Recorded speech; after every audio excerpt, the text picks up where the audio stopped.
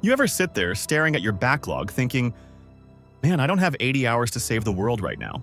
Yeah, but guess what? Not every RPG needs to eat your entire month. Today, we're diving into 7 short RPGs that hit hard, don't overstay their welcome, and might just become your new favorites. Whether you've only got a few hours to spare or just want a complete story without grinding for days, this list is for you.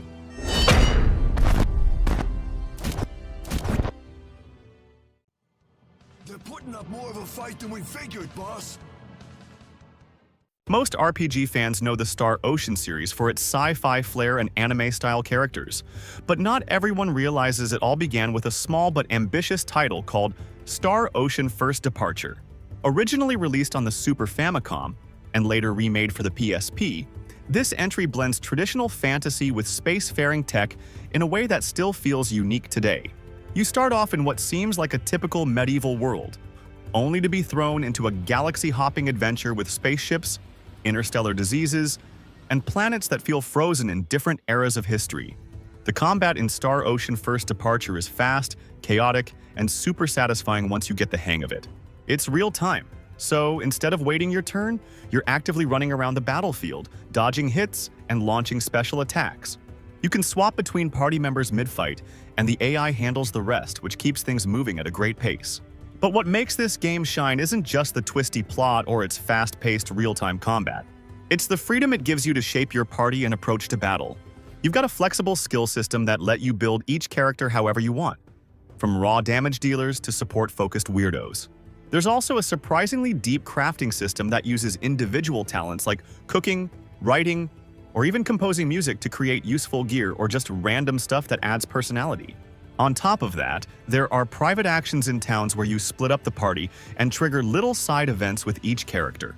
These moments actually matter, since they affect who grows closer to who and which endings you can get. And speaking of choices, you can't recruit everyone in a single run.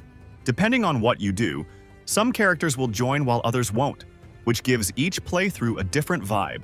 It's surprisingly deep for a game that can be finished in under 20 hours. The remake also brought in redrawn character portraits, full voice acting, and improved visuals that make it way more accessible for modern players.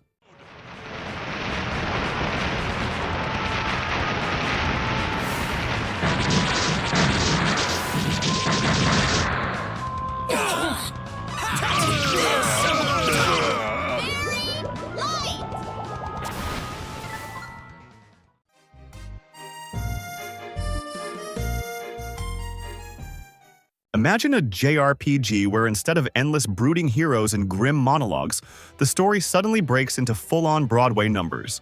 That's Rhapsody: A Musical Adventure, an RPG that swaps swords and darkness for pastries, puppets, and love songs, yet still manages to charm its way into RPG history. You play as Corne, a girl who can talk to puppets and blast enemies with her magic horn. Her goal? Save Prince Ferdinand after he gets turned into stone by the wicked witch Marjorie. On paper, it sounds like classic fairy tale fluff, but the game leans hard into comedy and parody.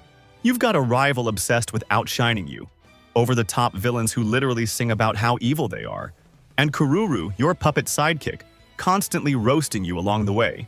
It's lighthearted, self-aware, and genuinely funny in ways most RPGs never even attempt. Combat looks like tactical RPGs such as Final Fantasy Tactics, but with one major difference. Battles are quick, simple, and don't drown you in menus.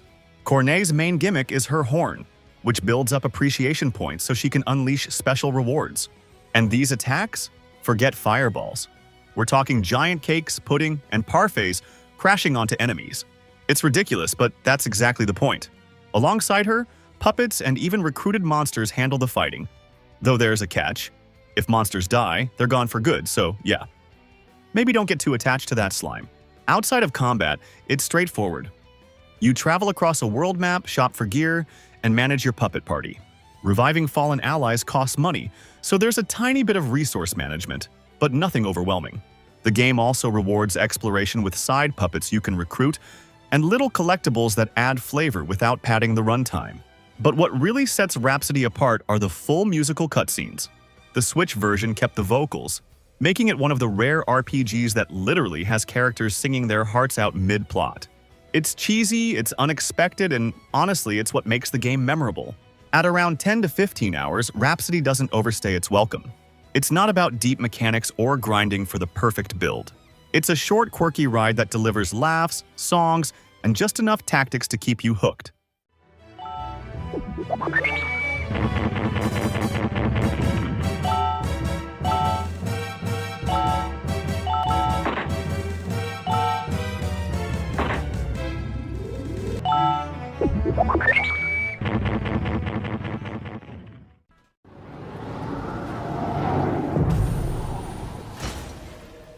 You want a Star Wars game that actually makes you feel like a Jedi, not just some guy swinging a glow stick? Then Fallen Order nails that fantasy. It throws you into the boots of Cal Kestis, a runaway Padawan trying to survive in a galaxy that's actively hunting down his kind. 5 years after Order 66, he's hiding and broken, until the Empire comes knocking and suddenly he's back in the fight, chasing the legacy of the Jedi while dodging Inquisitors. The story has the right mix of familiar and new. You'll see big names like Saw Gerrera, but it's Cal's journey, so it's his bond with BD-1 and the clash with the Sisters of the Inquisition that carry the weight. The writing balances hope, trauma, and that classic Star Wars pulp energy. It isn't just fan service, it feels like a genuine chapter of the saga. Now, the gameplay. Combat takes a page straight out of the Souls playbook, but trims the fat, and every swing of your lightsaber matters. Parry at the right second and you'll cut through stormtroopers like butter. Mistime it, and you're eating blaster fire. The Force powers aren't just flashy extras. They're essential tools. Pulling enemies off ledges, slowing elites mid-combo, or solving puzzles that open up entire new areas. Exploration is pure Metroidvania, as each planet is a web of shortcuts, blocked paths, and secrets that only unfold as Cal relearns his Jedi skills. BD-1 upgrades like zipline hacks or overcharged tricks expand traversal, while Cal's new powers like double jump, push, and pull give you reasons to backtrack. There's no fast travel, which some people hate, me included, but it makes every shortcut you find actually feel earned. Skill points feed into 3 trees: survival, lightsaber, and force, letting you tailor Cal's combat style. Cosmetic finds like ponchos or mantis paint jobs are fun, but the real prize is nabbing more stims for survival, and essences that boost health and force bars. There's even downtime if you want it, planting seeds in Grease's terrarium, customizing your saber at benches, or just tweaking BD-1's paint. It's a ride that blends tight combat, rewarding exploration, and a story that actually feels worthy of the Star Wars name. And you can clear it in about 17 to 20 hours without rushing.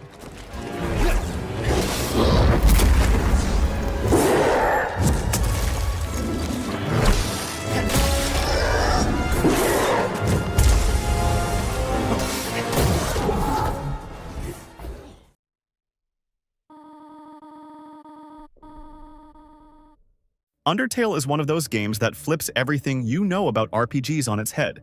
It looks like a simple retro-style indie game at first, but under that surface is a layered experience that's emotional, clever, and constantly surprising. You play as a kid who accidentally falls into the underground, a world full of monsters that were banished there after a war with humans. Instead of just hacking and slashing your way through like most RPGs, you're given the chance to talk, joke, or even show mercy. The combat system mixes turn-based RPG mechanics with bullet hell-style dodging. When enemies attack, you control a small heart inside a box and have to weave through patterns of projectiles to avoid damage. And on your turn, you can choose to fight or interact through the act menu, sometimes by complimenting, teasing, or even dancing. But what really makes Undertale shine is its writing. Every line feels intentional, sometimes hilarious, sometimes heartbreaking, and sometimes both at once. The characters have distinct voices and personalities that stick with you long after the credits roll. But one of the wildest parts of Undertale is how the game remembers what you do, even if you reload a save. Choices you thought were erased can come back to haunt you later, and certain characters will act differently if you try to undo something. It creates this weird tension where the game feels alive, like it's watching you. The soundtrack also deserves a shout-out. It's packed with memorable tracks that somehow match every moment perfectly, whether you're in a goofy interaction or facing one of the game's intense boss fights. And since you can experience most of what the game has to offer in under 12 hours, there's really no excuse not to give it a shot.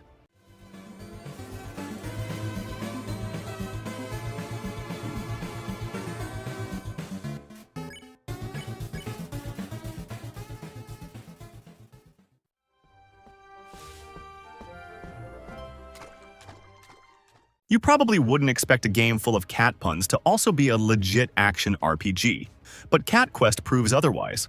It looks cute, sure, but once those big red danger circles start filling the screen, you realize this little adventure has real claws. The setup is classic and simple. You're a dragonblood, the last of an ancient bloodline, trying to rescue your kidnapped sister from the villain Dracoth.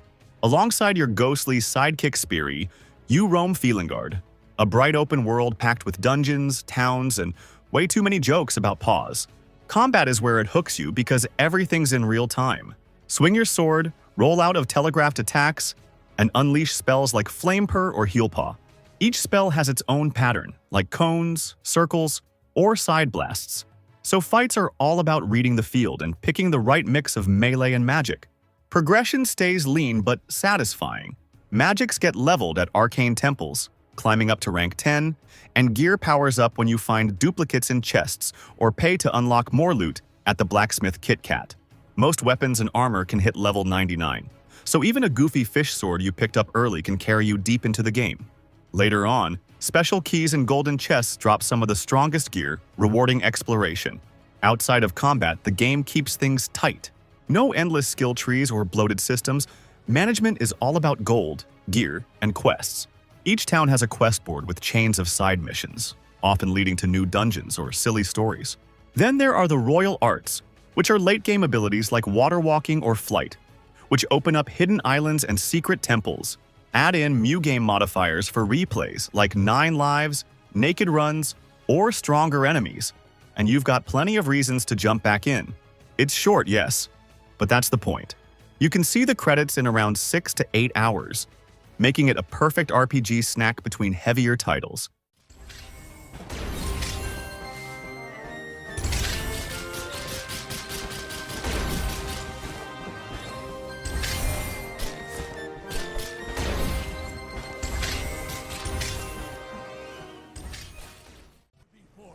Is King Jason.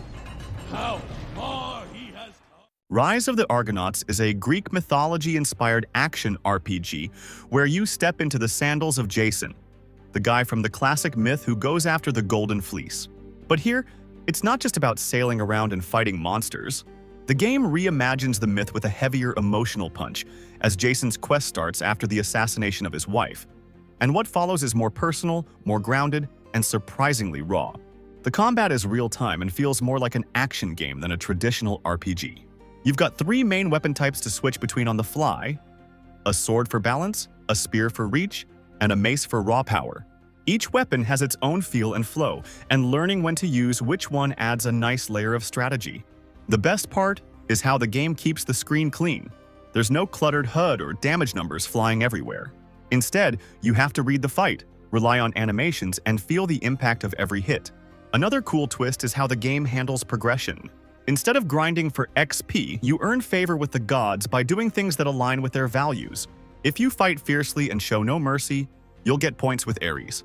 If you act with wisdom or diplomacy, that leans more toward Athena.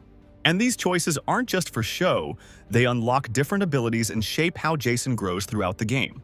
So every dialogue choice, every combat style, and even how you handle quests feeds into this mythological system that actually changes your build in a meaningful way. Along the way, you also recruit legendary heroes like Hercules, Atalanta, and Achilles, each one bringing their own combat style and personality to the team. And they're not just there to swing weapons. They'll chime in during conversations, challenge your decisions, and even shift the tone of certain story beats. The game doesn't make you babysit them with gear or stats, which keeps things simple. But their presence adds a lot to the world building and makes every mission feel like a proper mythological adventure.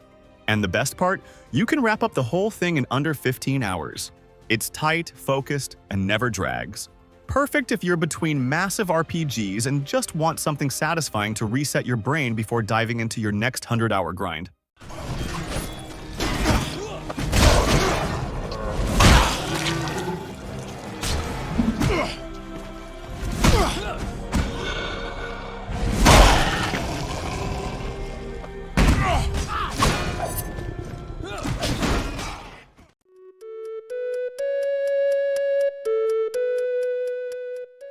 How many RPGs let you literally bring the world back to life? Terranigma doesn't just hand you a sword and say, "Go save the day." It throws you into the role of Ark, a kid from the underworld who accidentally unleashes chaos and then has to resurrect continents, animals, and even humanity itself. Yeah, no pressure. The setup feels like your standard action RPG, but it quickly turns into something much bigger. One moment you're reviving plants and watching the surface turn green again. The next you're helping invent the telephone, the light bulb, and even the airplane. Terranigma blends dungeon crawling with this light civilization sim, making you feel like every step forward is rebuilding history itself. And it's not all sunshine. By the time you hit the darker beats of the story, the game makes you question if progress always comes at a cost. Gameplay hits that sweet spot of simple but surprisingly deep. Ark's spear-based combat changes depending on how you move. Run and you'll thrust forward, jump and you'll dive down, slide for a quick strike or pull off a spinning slash that chews through mobs. It's fast, responsive, and way more technical than the average Super Nintendo action RPG. Magic works differently too. You don't have MP. Instead, you collect Magirocks and fuse them into one-use spell rings or summons, but the stones come back after you so you can always rebuild your arsenal. Leveling bumps your stats, but the real punch comes from new weapons and armors, and there are also hidden permanent stat potions if you're thorough. And while combat is the heart of it, exploring towns and pushing civilization forward makes you feel like you're shaping the world outside the dungeons, not just clearing them. Terranigma is often called a masterpiece that slipped through the cracks, and it's true. Thanks to licensing issues, it never even hit the US officially. But for those who find it, it delivers a mix of action, story, and atmosphere that still hits today. It's not a huge grind either. Finishing the journey will take around 20 to 25 hours, and every single one feels worth it.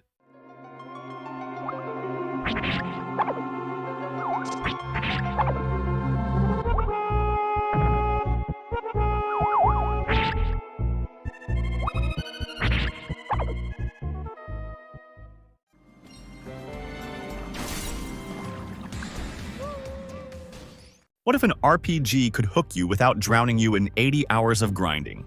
Eiyuden Chronicle Rising proves that shorter can still mean satisfying. Don't let the cute art fool you. This little spin-off packs more charm and systems than you'd expect. The setup is simple. You're CJ, a treasure hunter chasing relics in the quake-struck town of Nunavut. Alongside Guru, a mercenary beastman, and Isha, the acting mayor with magic at her fingertips. You're roped into helping rebuild the place while diving into the rune barrows. What starts as running errands for shopkeepers slowly builds into a full-blown story with missing leaders, ancient ruins, and just enough mystery to tie directly into Eiyuden Chronicle 100 Heroes. Gameplay keeps everything fast and snappy. Combat is side-scrolling action where each character is mapped to a single button. Tap to swap instantly between CJ's speedy slashes, Guru's heavy hits, and Isha's ranged spells. Nail the timing and you chain link attacks, unleashing combos that feel surprisingly slick. It's not deep like a fighting game, but juggling the trio on the fly makes every encounter pop.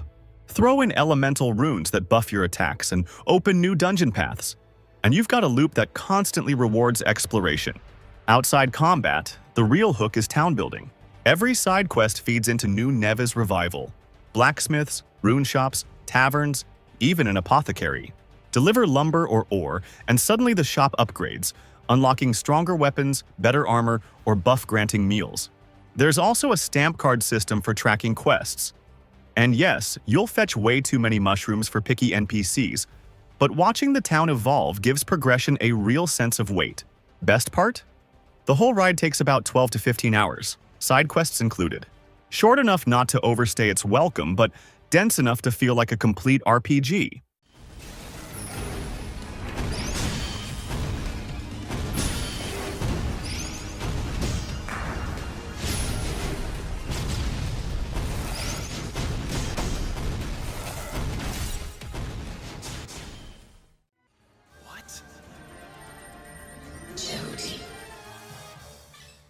Zone of the Enders, the second runner, throws you straight into the cockpit of a high-speed orbital frame called Jehuti.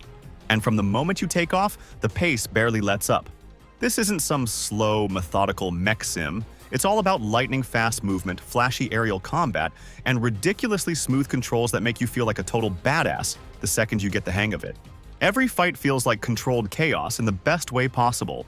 Jehudi can dash, slash, block, and blast with almost no downtime, and the way you zip through enemies in midair never gets old. The lock-on system keeps things fluid even when you're surrounded, and the mix of melee strikes and long-range lasers lets you stay aggressive without ever losing momentum. And then there are the boss fights. Massive cinematic showdowns that throw everything at you, from bullet hell barrages to one-on-one duels that feel like mech-sized sword fights. The game never gives you time to zone out, and that's exactly what makes it so addictive. But what really makes it stand out, though, is how short and focused the experience is. You can blast through the main story in under 6 hours, and yet it manages to pack in huge cinematic set pieces, tight boss fights, and a surprisingly emotional narrative. It also helps that the game looks and sounds incredible, especially in the HD remaster. The remaster doesn't just sharpen the visuals, it smooths out the frame rate, cleans up the interface, and brings a new layer of polish that makes everything feel modern, without messing with the original vibe. Textures are way crisper, effects like explosions and energy blasts pop more on screen, and the lighting got a solid upgrade. Even the sound mix feels tighter, giving the whole thing more punch. And if you're on PC or PS4, there's even a full VR mode, which turns the cockpit view into one of the most intense mecha experiences you can have without leaving your room. Coming close.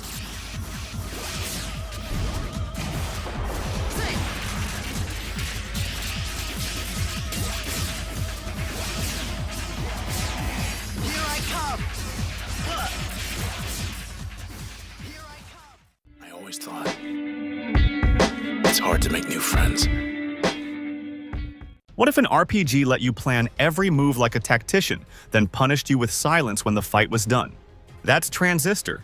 It throws you into Cloudbank, a neon city being rewritten by machines, where you play as Red, a singer who's lost her voice but gained a talking sword full of someone else's soul. Yeah, not exactly your typical hero's journey. But the real hook here is combat. At first glance, it looks like slick action, but then the turn system kicks in. Time freezes, you queue up attacks, reposition, maybe set up a backstab for extra pain, and then watch it all unfold in one deadly burst. But here's the kicker. Once your plan plays out, you're stuck waiting in cooldown, exposed. Mess up, and enemies turn you into pixel dust, unless you're sneaky with skills like Jaunt, which let you cheat that vulnerability window. The Transistor itself is basically your toolbox of death. Each function can act as a main attack, an upgrade to another skill, or a passive buff. That means every level up feels like unlocking a new toy, and experimenting is half the fun. Some combos shred crowds, others specialize in control. And if you want to push yourself further, you can equip limiters, which are self-imposed handicaps that make fights nastier but reward you with more XP. Add in the recursion mode, which is basically New Game Plus, and the sandbox challenges in the backdoor, and you've got a game that encourages replaying and experimenting way beyond the credits. And it's not just mechanics doing the heavy lifting. The narrative is woven directly into those functions, as each ability has a backstory tied to Cloudbank's citizens, and even re-speccing your loadout feels like uncovering hidden lore.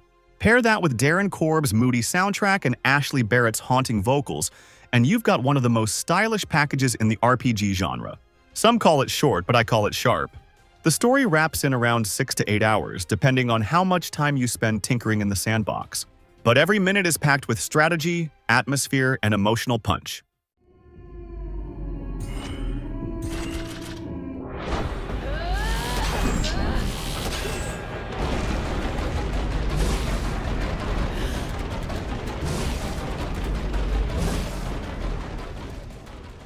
He was going to show all of them what he was made of, if nothing else. Tales of Iron is one of those games that sneaks up on you. At first glance, it looks like a charming 2D indie with hand-drawn visuals and talking animals. But don't be fooled. This game is brutal, gritty, and absolutely unrelenting.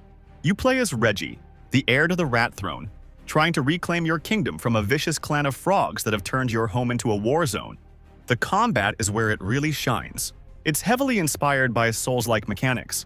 So, you can't just mash buttons and hope for the best. You've got to read your enemy, time your dodges, parry attacks, and manage your stamina like your life depends on it. Because it does. Heavier armor gives you more protection but slows you down, while lighter sets let you dodge quicker but leave you wide open if you mess up. And the weapons? Each one changes the way you fight completely. Swords are balanced, axes hit like a truck but take forever to swing, and spears give you reach for a more defensive playstyle. On top of that, when you wear enemies down, you can finish them off with brutal executions that are as satisfying as they are savage. Outside of combat, there's a solid layer of depth that keeps things interesting. You can unlock and upgrade your gear using parts looted from enemies or found in hidden spots around the world. And there's also a cooking system where you prepare meals to heal between fights. The map isn't just a straight line either. It's full of shortcuts, secret areas, and optional side quests with characters that feel like they actually belong in this war-torn world. And the whole thing is tied together by the gritty, gravel-filled voice of Doug Cockle, the same guy who voices Geralt in The Witcher, giving every moment that extra weight, like he's telling a bloody bedtime story meant only for grown-ups. And the game doesn't drag things out. You can see just about everything it has to offer, even hit 100% completion in around 11 hours.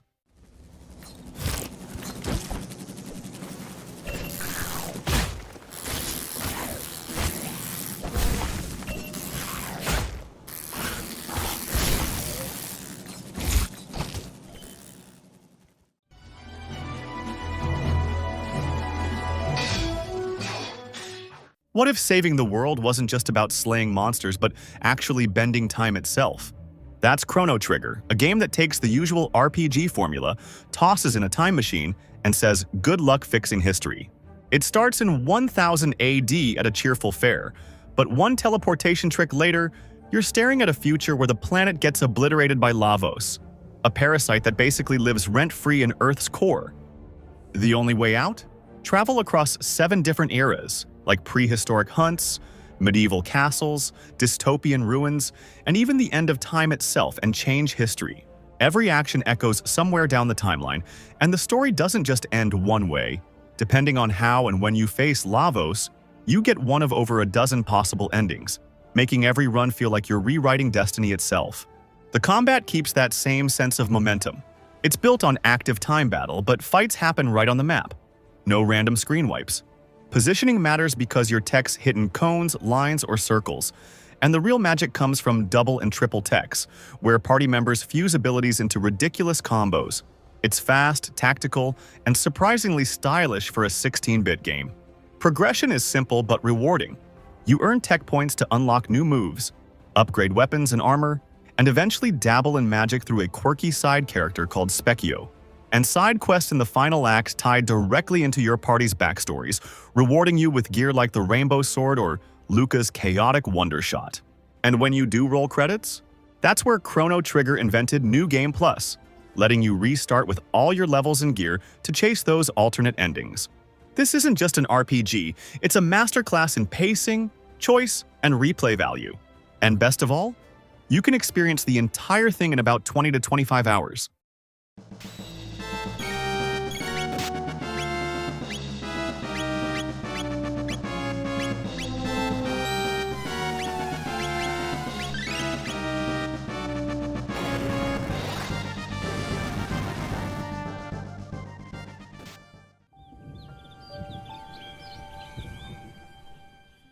Imagine mixing classic JRPG charm with a modern indie heart, and that's exactly what you get with Arafel.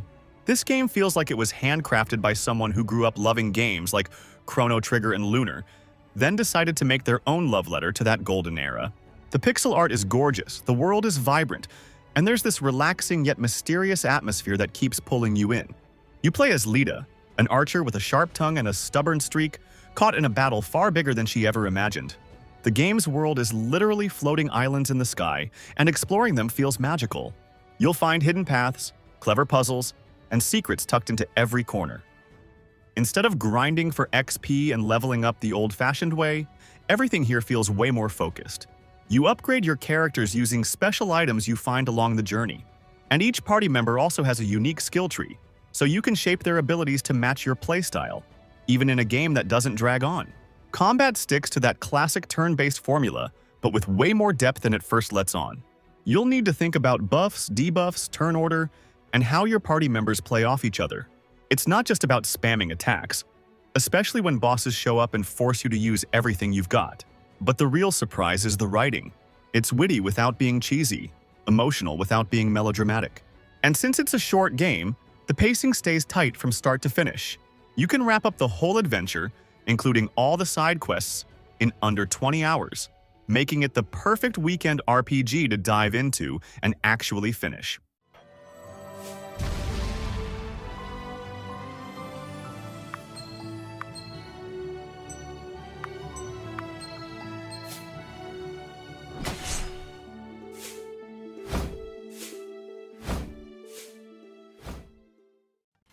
You have a sword? Why don't you use it? Some RPGs age like fine wine, and Secret of Mana is one of them. But the remake brings the classic back with 3D visuals, voice acting, and quality-of-life tweaks that make its fast-paced action and co-op charm easier than ever to enjoy today. The story hasn't changed much. You're still Randy, yanked into destiny after pulling the mana sword from its resting place. You meet Prim fighting for love, and Popoi, a mischievous sprite with memory issues. And together, the trio has to reawaken the mana seeds and stop an empire from reviving the mana fortress. On paper, nothing new, but the remake adds voiced cutscenes, plus optional in-skits where the party chats about their journey. It gives the cast more charm, even if the delivery can sometimes feel Saturday morning cartoon. Combat is still real-time action with the classic stamina bar. Swing too early and you do chip damage, wait for 100% and you hit full force. Charge your weapon, unleash bigger strikes, or swap between 8 weapon types that evolve as you collect orbs and visit Watts the blacksmith. Spells come from elemental spirits, which level up with use, and now you can map shortcuts for both magic and items on your controller, so less ring menu diving mid-battle. The remake even lets you attack diagonally, which sounds tiny, but trust me, it fixes a lot of awkward whiffs from the original. Outside of combat, there's not much management, but Square did slip in autosaves, quest reminder system, and a bestiary with 3D models. And yes, the minimap is the Super Nintendo pixel art one, and it's such a perfect nostalgic touch it almost steals the show. The game also supports local co-op for up to 3 players, just like the old days. No online though, which feels like a missed opportunity. So is it worth it? It's not flawless. The voice acting and presentation divide players, and combat can still feel clunky.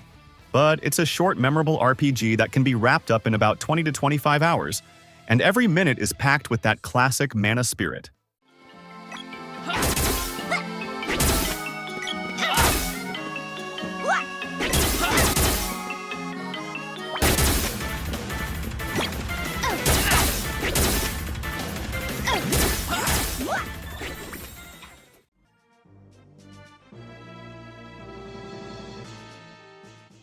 Back in the late 90s, a weird little RPG came out that didn't follow any of the usual rules.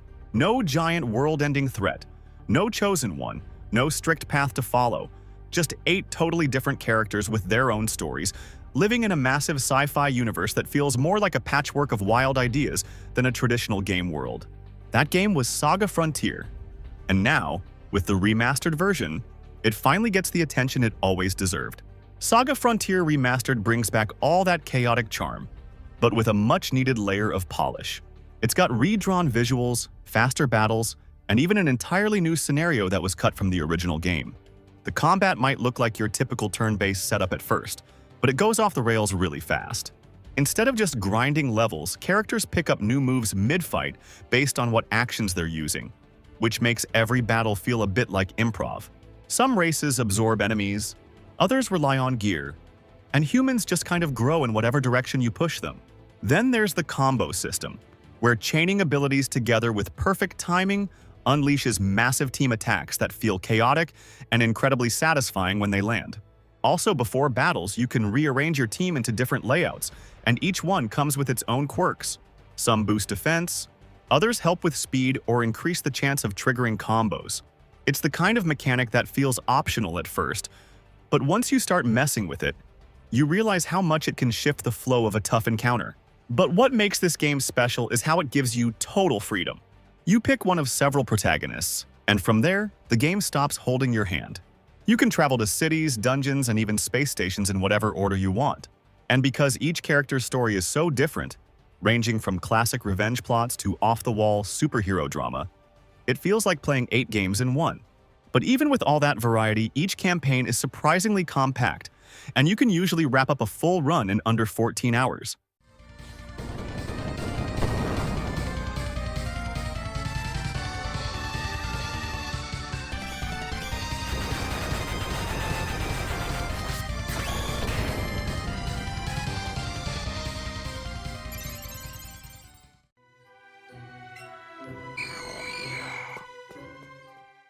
You ever wish the classic Kanto adventure got a fresh coat of paint without losing that nostalgic punch? That's exactly what Pokemon Let's Go Pikachu and Eevee delivers. It takes the bones of Pokemon Yellow and rebuilds them into something that feels both familiar and brand new. The story is the same core journey. 8 gyms, Team Rocket causing trouble, and the road to the Pokemon League. But the way you experience that story is what makes this version stand out. Pokemon aren't hiding in tall grass anymore. They're right there on the map, roaming around, begging you to chase them down. Capturing them ditches the old battle system in favor of the Pokemon Go-style ring throw. Toss the Joy-Con like you're pitching a Pokeball, nail an excellent throw, and watch the XP pile up. It's simple, but addicting. Trainer battles stay turn-based, but with a twist. There are no held items and no abilities. That means battles are stripped down and a little faster, though you still get the heavy hitters. And yes, Mega Evolutions are here. Your starter, whether Pikachu or Eevee, is special. They can't evolve, but they learn unique, over-the-top moves you won't find anywhere else, like Zippy Zap or Bouncy Bubble, and they'll absolutely carry you if you want them to. Progression works differently too. Instead of EV training, you feed your Pokemon candies to boost stats, and catching chains called catch combos make it easier to farm for better IVs, rare Pokemon, or even shinies that sparkle right there in the overworld. The whole system is tuned for that just one more catch loop. Outside of combat, it's all about management made easy. Your Pokemon box is always in your pocket, so no more running to PCs. Duplicate Pokemon can be sent to Professor Oak for candies, you can dress up your partner, ride on giant mons like Onix, and even pull a friend in with drop-in co-op, doubling your catching power. The old HMs? Replaced by secret techniques that don't waste a move slot. It's not the deepest RPG in the series, and competitive players might miss abilities and items, but as a reimagining of Kanto, it's charming, accessible, and surprisingly addictive. And since you can finish the main story in about 25 to 30 hours, it's a short RPG that respects your time while giving you plenty to chase after if you want to go full completionist.